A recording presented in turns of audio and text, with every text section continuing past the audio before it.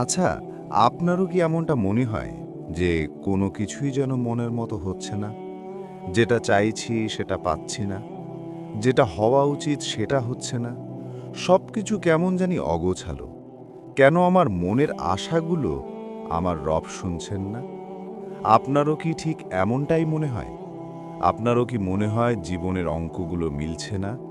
যে দরজায় যে জায়গায় যাওয়া হচ্ছে, সেই জায়গা সেই দরজা বন্ধ হয়ে যাচ্ছে? এবং না চাইতেই রবের পরিকল্পনার উপরে কি কখনো কখনো কোনো সন্দেহ তৈরি হয়? বিশ্বাস করুন, এটা আপনার সাথে একা ঘটে না। শুধুমাত্র আপনার সাথে ঘটে বিষয়টা মোটেই এমন নয়। প্রায়ই মানুষের সাথে এটা ঘটে থাকে যখন কোনো কিছুই আমাদের ইচ্ছা, চাহিদা, আমাদের আকাঙ্ক্ষা, আমাদের মনের মতো না হয়। তখন আমরা রবের পরিকল্পনার উপরেও সন্দেহ করে ফেলি। আর আমরা প্রত্যেকেই জানি এটা অন্যায়, এটা অপরাধ। কারণ খারাপ কিছুর সমাপ্তিতে ভালো কিছুর সূচনা ঘটে। এই বিশ্বাস আমরা যখন রাখি না, যখন আমরা রবের পরিকল্পনার উপরে সন্দেহ করি, যখন স্রষ্টার সাহায্য প্রার্থনা করার আশা ছেড়ে দেই, তখন আমরা কোনো না কোনোভাবে অন্যায়ই করি, অপরাধ করি। তবে এই সব ঘটনার মাঝে আমাদের মনের মধ্যে কিছু প্রশ্নের কিন্তু উদয় হয়। আমাদের মনের মধ্যে কিছু প্রশ্ন জমা হয়, কিছু প্রশ্ন জাগে যে আমার সাথেই কেন এমনটা হয়। রব তো আমার মনের আকাঙ্ক্ষা, মনের ইচ্ছাগুলো জানেন। আমি তো কোনো খারাপ কাজ করি না, তাহলে আমার সাথেই কেন? শুধু কি আমার সাথেই এমনটা হয়? এমন কিছু প্রশ্ন আমাদের মনের মধ্যে তৈরি হয়। আর আজ আমরা এগুলোই জানার চেষ্টা করব যে কেন আমাদের রব আমাদেরকে আমাদের মায়ের থেকেও বেশি ভালোবাসা সত্ত্বেও কেন আমাদেরকে কষ্ট দেন। আমাদের মারা তো আমাদের কষ্ট দেখতে পান না, তাহলে তিনি কেন আমাদেরকে এত বেশি কষ্ট দেন? আজ এটাই আমরা জানার চেষ্টা করব। আপনি নিশ্চয়ই খেয়াল করেছেন যে ভালো মানুষের জীবনেই সমস্যা বেশি থাকে। যারা সৎ পথে চলার চেষ্টা করে, যারা সততাকে বেছে নেয়, যারা সত্যকে বেছে নেয়, যারা রবকে ভয় করে এবং রবের দেয়া পথ অনুসরণ করে, কোরআন হাদিস মেনে চলে, তাদের জীবনটাই তুলনামূলকভাবে কঠিন হয়। আর এর সবথেকে বড় প্রমাণ হচ্ছে নবী পাক সাল্লাল্লাহু আলাইহি ওয়াসাল্লামের জীবন এবং আরও সকল নবী রসুলদের জীবন। আমরা যদি আমাদের ইতিহাসে দেখি, তাহলে দেখতে পাব প্রত্যেকটা নবী কত কষ্টের মধ্য দিয়ে জীবন কাটিয়েছেন। এবং সবথেকে অদ্ভুত বিষয় হচ্ছে যে নবীকে মহান রব্বুল আলামিন এত বেশি ভালোবাসতেন, সেই নবীকেই তিনি সবথেকে বেশি কষ্ট দিয়েছেন। আর এটা থেকে সর্বপ্রথম এটাই স্পষ্ট হয় যে রব যাকে যত বেশি ভালোবাসেন তাকে তত বেশি কষ্ট দেন। তিনি আমাদেরকে কষ্ট দেন, তার কারণ, তার অন্যতম বড় কারণ, তিনি আমাদেরকে ভালোবাসেন। আর যখন এই সত্যটাকে আমরা অ্যাকসেপ্ট করব, এই সত্যটাকে আমরা মেনে সামনের দিকে এগিয়ে চলব, তখন রবের ওপরে সন্দেহ সংশয় কম হয়ে যাবে। কারণ সত্যি যিনি নবী পাক সাল্লাল্লাহু আলাইহি ওয়াসাল্লামকে এত বেশি ভালোবাসতেন, তিনি কিভাবে নবী পাক সাল্লাল্লাহু আলাইহি ওয়াসাল্লামকে এত বেশি কষ্টে রাখতে পারেন? এটা কি এটার প্রমাণ দেয় না যে তিনি যাদেরকে ভালোবাসেন, যাদেরকে সবথেকে বেশি ভালোবাসেন, তাদেরকে সবথেকে বেশি কষ্টে রাখেন, তাদেরকে জীবনের বিভিন্ন পর্যায়ে বিভিন্ন ধাপে পরীক্ষা করেন, তাদেরকে পরিশুদ্ধ করেন, কষ্ট দেওয়ার মাধ্যমে কিছু অন্যায় অপরাধগুলোকে ক্ষমা করেন? এগুলো কি আমাদের কাছে স্পষ্ট নয়? অবশ্যই স্পষ্ট। যখন আমাদের আইডল, আমাদের প্রিয় নবী মুহাম্মদ সাল্লাল্লাহু আলাইহি ওয়াসাল্লামের দিকে তাকাই, যখন আমাদের নবী পাক সাল্লাল্লাহু আলাইহি ওয়াসাল্লামের দিকে তাকাই, তখন এই সকল বিষয় কিন্তু আমাদের কাছে একের পর এক স্পষ্ট হতে থাকে। না, আপনি হয়তো বলতে পারেন, আপনি বলতেই পারেন যে হে আল্লাহ, কেন আমার সাথে এমনটা হচ্ছে? আমি তো 5 ওয়াক্ত নামাজ পড়ি, আমি তো তোমার পথ অনুসরণ করে চলি, আমি তো খারাপ কাজ থেকে নিজেকে দূরে রাখার চেষ্টা করি, আমি তো সততাকে বেছে নেয়ার চেষ্টা করি, আমি তো সত্য বলার চেষ্টা করি, আমি তো ভালোভাবে কিভাবে চলা যায় সেটা খুঁজি। এত কিছুর পরেও কেন আমার জীবনে এত বেশি সমস্যা আসে? আপনি এই প্রশ্ন আপনার স্রষ্টা, আপনার সৃষ্টিকর্তা, আপনার রব, আপনার আল্লাহকে বলতে পারেন। অবশ্যই বলতে পারেন। কিন্তু একবার ভেবে দেখুন তো, এই পৃথিবী আমাদের বিশ্রামের জায়গা নাকি পরিশ্রমের জায়গা? এই পৃথিবী কি আমাদের আসল সুখের ঠিকানা? যদি সত্যি সুখের ঠিকানা হয়, তাহলে জান্নাতের ব্যাখ্যা কেন এত সুন্দরভাবে উপস্থাপন করা হয়? আবার এই পৃথিবী কি সবথেকে বেশি দুঃখের ঠিকানা? যদি সবথেকে বেশি দুঃখের ঠিকানা হয়, সবথেকে বড় দুঃখের ঠিকানা হয়, তাহলে জাহান্নামকে কেন এত ভয়ানকভাবে ব্যাখ্যা করা হয়? নিশ্চয়ই এ পৃথিবী একটা পরীক্ষা ক্ষেত্র। এখানে আমরা ক্ষণিক সময়ের অতিথি, আর এখানে পাঠানো হয়েছেই আমাদেরকে পরীক্ষা দেওয়ার জন্য। রবের দেয়া কিছু পরীক্ষা, কিছু চ্যালেঞ্জের মুখোমুখি হওয়ার জন্য। আপনি এই পৃথিবীকে এমনভাবেও ভাবতে পারেন যে এই পৃথিবী হচ্ছে পরকালের পাঠশালা, যেখানে প্রতিনিয়ত আমাদেরকে পরীক্ষা দিতে হবে, এবং পরীক্ষায় উত্তীর্ণ হলে আমাদেরকে পুরস্কৃত করা হবে, আমাদেরকে সম্মানিত করা হবে, আর পরীক্ষায় উত্তীর্ণ হতে না পারলে আমাদেরকে শাস্তি দেয়া হবে। আপনি তো এটা বিশ্বাস করেন যে কোনো ক্লাসের টপার হতে গেলে আপনাকে অনেক কিছু স্যাক্রিফাইস করতে হবে, আপনাকে অনেক অনেক কঠিন জীবন কাটাতে হবে। বিষয়টা কি মোটেই এমন নয়? আপনি যদি আখেরাতে ভালো রেজাল্ট করতে চান, যদি মহান রব্বুল আলামিনের সামনে নিজের মুখ লজ্জায় নিমজ্জিত না করতে চান, তাহলে এই পৃথিবীতে কি কঠিন জীবন কাটাতে হবে না? বিষয়টা আমাদের কাছে ক্লিয়ার। আমরা জানি আমরা সব কিছু বুঝি, তারপরে অভিযোগ করি। যে অভিযোগ সত্যি বলতে বৃথা অভিযোগ। আপনার জীবনে কষ্ট আসবে, এটা অ্যাকসেপ্ট করুন। আপনি পৃথিবীতে বেঁচে আছেন মানে দুঃখ থাকবে, কষ্ট থাকবে, হতাশা থাকবে, মন খারাপ থাকবে। আপনার রব প্রতিনিয়ত আপনার পরীক্ষা নেবেন। এই সমস্ত কিছুকে যত সহজে অ্যাকসেপ্ট করবেন এবং জীবন যখন অতিরিক্ত কঠিন হয়ে যাবে, তখন রবের সাহায্যে প্রার্থনা করবেন, রবকে বারবার স্মরণ করবেন। তখন দেখবেন এই পৃথিবী আপনার কাছে সহজ হয়ে যাচ্ছে। পৃথিবী সহজ তখন হয়ে যায় যখন আমরা রবের উপরে আস্থা রাখি, নাকি রবের উপরে সন্দেহ করি। তিনি তো আমাদেরকে আশ্বস্ত করেন এটা বলে, ফা ইন্না মাল উসরি ইউসর, নিশ্চয়ই কষ্টের সাথেই আছে স্বস্তি। তো যখন তিনি আমাদেরকে পবিত্র কোরআনের মধ্যে এটা দেখিয়ে দিয়েছেন, যখন তিনি আমাদেরকে বুঝিয়ে দিয়েছেন যে কষ্টের সাথেই আছে স্বস্তি, তখন আমরা কেন এত বেশি হতাশ হব? তখন আমরা কেন ওনার উপরে এত বেশি সন্দেহ করব? এটা আমাদের সাজে না। তিনি যতটা দিয়েছেন তার জন্য আমাদের সর্বত্র বলা উচিত আলহামদুলিল্লাহ। সমস্ত কিছুর জন্য হে আমার রব, তোমাকে কোটি কোটি শুকরিয়া। হে আমার আল্লাহ, তোমাকে কোটি কোটি শুকরিয়া। আর যেগুলো পাচ্ছি না, বা যেগুলো হচ্ছে না, বা যেগুলো আমাদের ইচ্ছা চাহিদা অনুযায়ী ঘটছে না, সেগুলো আমরা আমাদের রবের কাছে চাইতে পারি। সেই স্বাধীনতা তো আমাদেরকে দেয়া হয়েছে। আর যদি তিনি আমাদের না দেন, তাহলে নিশ্চয়ই সেটা আমাদের জন্য উপযুক্ত নয়। কারণ এই বিষয়ে তো কোনো সন্দেহ নেই যে তিনি সর্বশ্রেষ্ঠ পরিকল্পনাকারী। বিশ্বাস করুন, যখন আপনি এটা বুঝে যাবেন, যখন আপনার কাছে এটা ক্লিয়ার হয়ে যাবে, স্পষ্ট হয়ে যাবে যে তিনি সর্বশ্রেষ্ঠ পরিকল্পনাকারী, তখন জীবন নিয়ে আপনার এত বেশি সংশয় তৈরি হবে না। তখন রবকে অত বেশি অভিযুক্ত করতে ইচ্ছা জাগবে না। তখন রবের উপরে অত বেশি অভিযোগ তৈরি হবে না। তখন রবের উপরে অত বেশি সন্দেহ জাগবে না। তখন সমস্যাগুলোকে অ্যাকসেপ্ট করতে ইচ্ছা হবে। কারণ সত্যি সত্যি এটা সত্যি, এ বিষয়ে কোনো সন্দেহ নেই যে রবের পরিকল্পনাই শ্রেষ্ঠ। আমাদের পরিকল্পনা ভুল হতে পারে। আমরা আমাদের চাওয়ার মধ্যে অনেক বাজে জিনিস, অনেক খারাপ জিনিস চেয়ে ফেলি, এ বিষয়ে কোনো সন্দেহ নেই। কিন্তু তিনি আমাদেরকে সেটাই দেন যেটার যোগ্য বা যেটা আমাদের জন্য উত্তম। আর সত্যি তিনি আমাদেরকে নিঃস্বার্থভাবে ভালোবাসেন। কারণ আমরা ওনাকে ভালোবাসি বা না বাসি, ওনার কোনো যায় আসে না। তারপরেও তিনি আমাদেরকে ভালোবাসেন।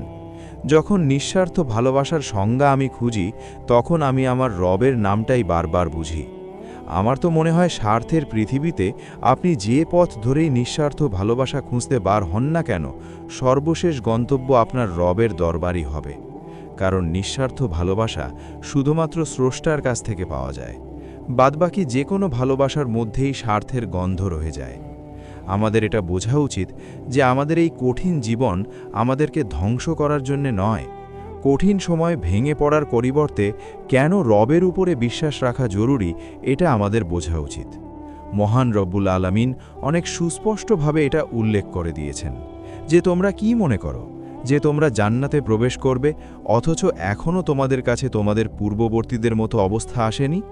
তাদের উপরে এসেছিল দুঃখ এবং কষ্ট, এবং তারা প্রকম্পিত হয়েছিল।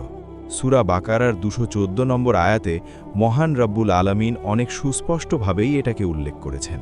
আর এই আয়াতই আমাদেরকে শেখায় যে ঈমান আনা মানেই কিন্তু পরীক্ষা থেকে মুক্তি নয়, বরং ঈমানদারদের পরীক্ষা আরও বেশি কঠিন হয়। আমরা যখন বলি না যে আমরা আমাদের রবকে ভালোবাসি, তখন রব আমাদেরকে পরীক্ষা পাঠান এটা যাচাই করার জন্যে, এটা বোঝার জন্যে, এটা ডিটেলসে অ্যানালাইজ করার জন্যে যে সত্যি আমরা ওনাকে কতটা ভালোবাসি। আর আমরা যখন বিপদের সময় ভেঙে পড়ি, যখন রবের পরিকল্পনার উপরে সন্দেহ করি, তখন আমাদের ভালোবাসা কেমন প্রমাণ দেবে? তখন আমাদের ভালোবাসার প্রমাণ কোথায় যাবে? সত্যি কি আমরা রবকে ভালোবাসি? এমনটা কি সত্যি প্রকাশ পাবে? আসলে আমরা এটা বোঝার চেষ্টা করি না যে রব আমাদের বাবা মায়ের থেকেও আমাদেরকে ৭০ গুণ বেশি ভালোবাসেন। সেই রব যখন কষ্ট দেন, সেই রব যখন দুঃখ দেন, সেই রব যখন পরীক্ষা নেন, তার পিছনে নিশ্চয়ই কোনো না কোনো বড় কারণ আছে। আর যখন এই বিষয়গুলো আমাদের কাছে স্পষ্ট হয়ে যাবে, তখন রবের উপরে সন্দেহ করার বাজে অভ্যাস বন্ধ হয়ে যাবে। আপনি নিজেই ভাবুন না, কোনো মা কি চান তার সন্তান বিপদে পড়ুক? তাহলে রব কেন চাইবেন? তার পিছনে কি কোনো কারণ লুকিয়ে থাকতে পারে না? আমাদের বোঝা উচিত যে এটা আমাদের পরিশুদ্ধ করার একটি মাধ্যম।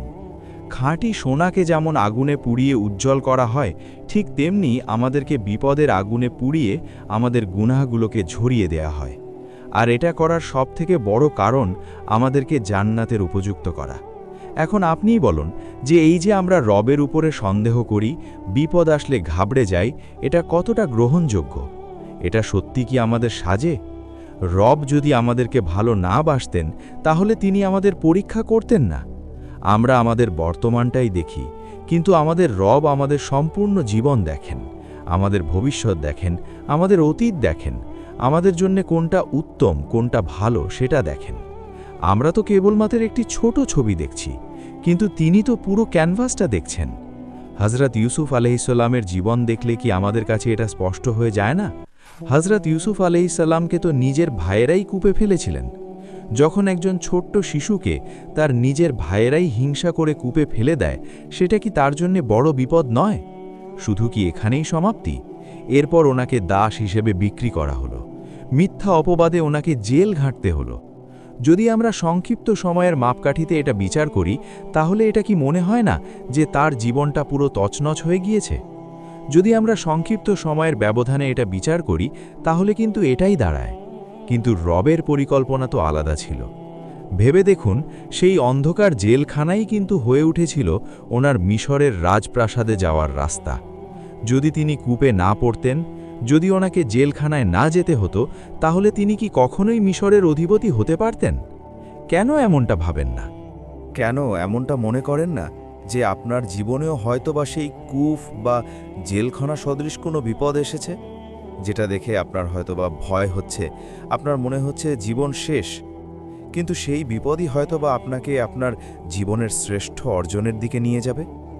রবের উপরে বিশ্বাস রাখুন, কারণ আপনি যা হারিয়েছেন হয়তোবা তার থেকে অনেক অনেক গুণ বেশি আপনার রব আপনার জন্য লিখে রেখেছেন। যখন মহান রব্বুল আলামিন আমাদেরকে এটা স্পষ্ট করে দেন যে কষ্টের সাথেই স্বস্তি আছে, তখন আমাদের হতাশ হওয়া সাজে না, তখন আমাদের রবের পরিকল্পনার উপরে সন্দেহ করা সাজে না। একবার ভেবে দেখুন, অতীতে অনেক বিপদের কথা ভেবে আপনি হয়তোবা ভয় পেতেন। সেই বিপদ পরবর্তী সময় হয়তোবা আপনার জীবনে এসেছে এবং সেটা আপনি সহ্য করে নিয়েছেন। আপনার কি মনে হয় এগুলো কিভাবে সম্ভব? এটা সম্ভব কারণ মহান রব্বুল আলামিন আমাদেরকে যে বলে দিয়েছেন কষ্টের সাথেই আছে স্বস্তি। এই যে সহ্য করার শক্তি, এটাই রবের বলা স্বস্তির ব্যাখ্যা। যখন আমাদের জীবনের সমস্যা বেড়ে যায়, তখন আমাদের রব আমাদের ধৈর্য ক্ষমতাও বাড়িয়ে দেয়। প্রকৃত অর্থে সত্যি আমাদের নিরাশ হওয়া সাজে না। নিরাশ হওয়া সাজে না, কারণ রাত যত গভীর হয়, ভোরের আলো ফোটার সময় তত সুনিকটে আসে। বিশ্বাস করুন, ইসলামের সবর বা ধৈর্যের গুরুত্ব অপরিসীম। যখন আপনি আপনার কঠিন সময়ে আপনার রবের উপরে তাওয়াক্কুল করেন, রবের উপরে ভরসা রাখেন, বিশ্বাস রাখেন, তখন আপনার রব আপনাকে পুরস্কৃত করেন। তখন আপনার রব আপনার প্রতি খুশি হন। আর আমাদের এটা বোঝা প্রয়োজন যে সবর মানে শুধুমাত্র হাত গুটিয়ে বসে থাকা নয়। সবর মানে প্রতিকূল পরিবেশেও নিজের উপরে কন্ট্রোল রাখা, নিজের উপরে নিয়ন্ত্রণ রাখা। হাদিসে কুদসিতে এসেছে যে যখন আমি আমার বান্দার দুটি প্রিয় জিনিস কেড়ে নেই এবং যদি সে সবর করে আমি তার বিনিময়ে তাকে জান্নাত দান করি।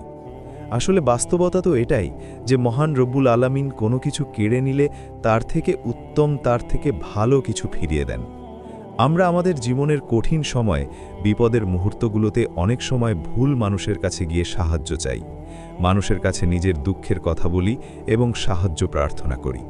কিন্তু প্রকৃত অর্থে প্রকৃত মুমিন যে সে কখনোই তার রবকে ভুলে যাবে না। মানুষের দুয়ারে পৌঁছানোর পরিবর্তে সে রবের দুয়ারে বারবার হাজিরা দেবে। নিজের মনের ইচ্ছা, আকাঙ্ক্ষা, দুঃখ, কষ্ট সমস্ত কিছু নিজের রবকেই সর্বপ্রথম শেয়ার করবে। সেটা না করে আমরা মানুষের কাছে গিয়ে প্রার্থনা করি, মানুষের কাছে যাই, মানুষের কাছে নিজের দুঃখের কথাগুলো খুলে বলি এবং মানুষ সেটা শুনে অনেক সময় মজাও পায়। কিন্তু আমাদের রব, তিনিই তো সমস্যার সমাধান দেন, তিনিই তো সমস্যা থেকে আমাদেরকে উদ্ধার করেন, আমাদেরকে আসল পথ দেখান। একবার ভেবে দেখুন, হযরত ইয়াকুব আলাইহিসসালাম যখন তাঁর সন্তানকে হারিয়েছিলেন তখন তিনি কি বলেছিলেন? তিনি বলেছিলেন যে আমি আমার অসহায়ত্ব এবং দুঃখের অভিযোগ কেবল আল্লাহর কাছেই পেশ করছি। সূরা ইউসুফের ৮৬ নম্বর আয়াতে এটা স্পষ্ট। আপনিও আপনার জায়নামাজে গিয়ে আল্লাহর সাথে কথা বলুন, সেজদায় গিয়ে কাঁদুন, আপনার রবকে স্মরণ করুন, আপনার রবকে স্মরণ করুন আপনার কঠিন সময়ে, খারাপ সময়ে, বিপদের মুহূর্তগুলোতে, কারণ তিনিই সাহায্য করতে পারেন। বাদবাকি যেখানেই যাবেন সেখান থেকেই হয়তোবা হতাশা পাবেন। বিশ্বাস করুন, সেজদায় ফেলা এক ফোঁটা চোখের পানি হয়তোবা আপনার জীবনের মোড় ঘুরিয়ে দেবে।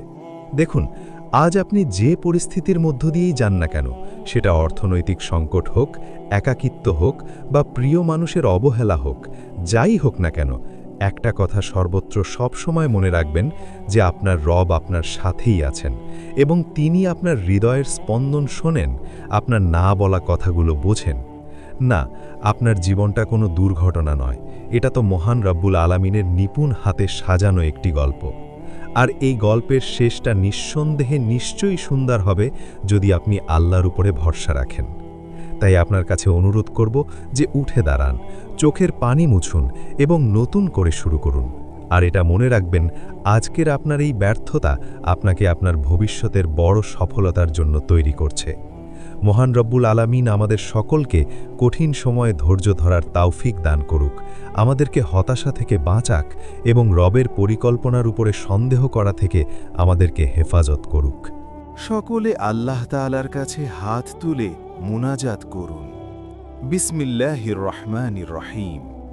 আলহামদুলিল্লাহি রাব্বিল আলামিন ওয়াসসালাতু ওয়াসসালামু আলা আশরাফিল আমবিয়াই ওয়াল মুরসালিন سيدنا محمد وعلى آله وصحبه أجمعين. اللهم اغفر للمسلمين والمسلمات والمؤمنين والمؤمنات الأحياء منهم والأموات. اللهم ارحمنا وارحم والدينا وجميع المسلمين. ربنا آتنا في الدنيا حسنة وفي الآخرة حسنة وقنا عذاب النار. اللهم اجعلنا من الصابرين والشاكرين وثبت قلوبنا على دينك وأفرغ علينا صبرا جميلا واجعل خاتمتنا حسنة وارزقنا الفردوس الأعلى من الجنة بغير حساب. اللهم اهدنا واهد بنا واجعلنا سببا لمن اهتدى. سبحان ربك رب العزة عما يصفون وسلام على المرسلين والحمد لله رب العالمين.